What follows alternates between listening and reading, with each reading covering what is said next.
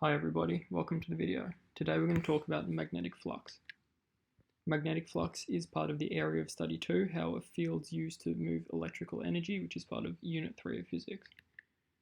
So by the end of the video, I hope that you'll be able to understand the concepts of magnetic field and electromotive force, and understand how these two concepts are related to each other, as well as be able to calculate numerically magnetic flux enclosed by a wire loop. First, we'll begin by discussing electromotive force. An electromotive force, or EMF, describes the voltage created by a magnetic field. About 200 years ago, after AoS2 discovered that an electrical current and associated voltage can produce a magnetic field, Faraday hypothesized that the reverse must also be possible. Therefore, a magnetic field must be able to create an EMF. Faraday wrapped wire around a metal ring and connected a battery to the ring, hoping that this would first create a current and a voltage within the ring, and subsequently cause a magnetic field. And then this magnetic field would then generate a current and an EMF in the wire coiled around the ring as a result of the magnetic field. However, this was not what Faraday observed when he measured the voltage in the wire initially. But what Faraday did observe was that every time he turned the voltage on and off, he actually noticed that he would get a voltage reading on his voltage meter. So his initial hypothesis was almost right. The electromotive force was induced by the charge in the magnetic field rather than just by a magnetic field being present. So when the battery was turned on, the magnetic field increased from 0 to some positive value, and this rate of change of magnetic field created a current in one direction. But then when you turned the battery off, the magnetic field decreased back down to 0, and this rate of change of magnetic field created a current in the opposite direction. So now I'll introduce the concept of flux. Flux in general is the concept of a flow through a surface. In the case of magnetic flux, we're talking about the flow of a magnetic field through a surface. As we discovered, it's the change in magnetic field which causes an EMF. And determining this magnetic flux is key in numerically calculating an EMF, which is essentially the basis of engines and generators. And this will be addressed next topic. Magnetic flux, represented by the Greek letter phi, which are measured in Weber, WB, describe the magnetic field passing through a surface. And these flux are determined by three things. So firstly, the strength of the magnetic field, represented by B in Tesla, the area of the surface through which it passes, represented by A, which is in meters squared, and the cosine of the angle between the direction of the field and the direction normal to the surface through which it passes. And this is measured in theta, but it's the cos of the theta, and it's scalar, so there's no units for this. So these components are simply multiplied to form the equation of magnetic flux, which is phi equals B times A times cos theta. So now we can have a look at a diagram of this equation to have a better understanding of how it works. So the magnetic field is represented by the arrows at B, and they pass through the shaded region area A. And on the right hand side we can see the effect of the angle. So the normal to the front face of the region is represented by the dotted line, and then the direction of the magnetic field is represented by the arrow B. And the difference between these two angles is theta. To get a better understanding of this concept, we can think about how the sun shines through a window.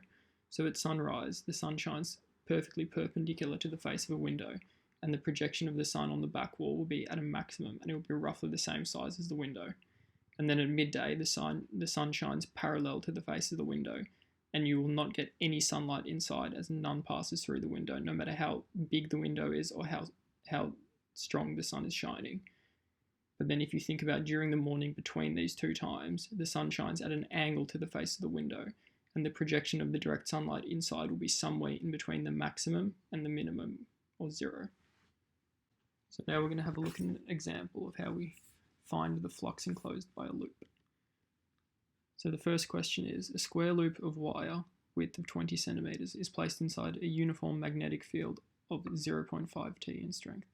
Calculate the magnetic flux enclosed by the square loop if the magnetic field is perpendicular to the plane. So first we obviously want to identify what equation we want to use to solve this problem, and that is phi equals BA cos theta. So we want to isolate each variable,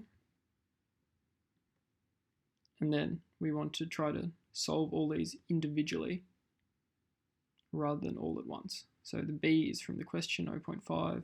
The area will be 0.2 times 0.2 meters, so 0.04 meters squared.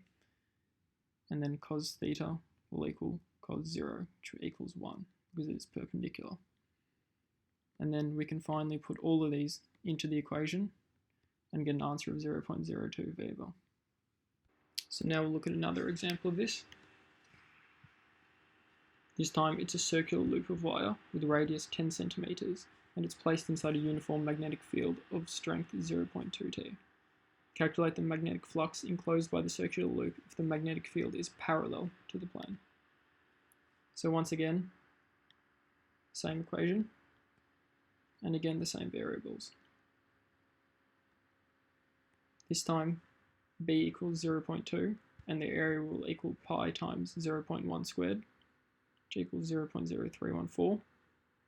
But this time cosine theta will equal cosine of 90, which equals 0. And therefore, will all end up equaling 0.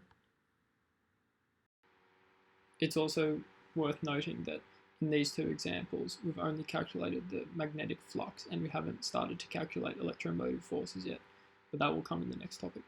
So now some final tips.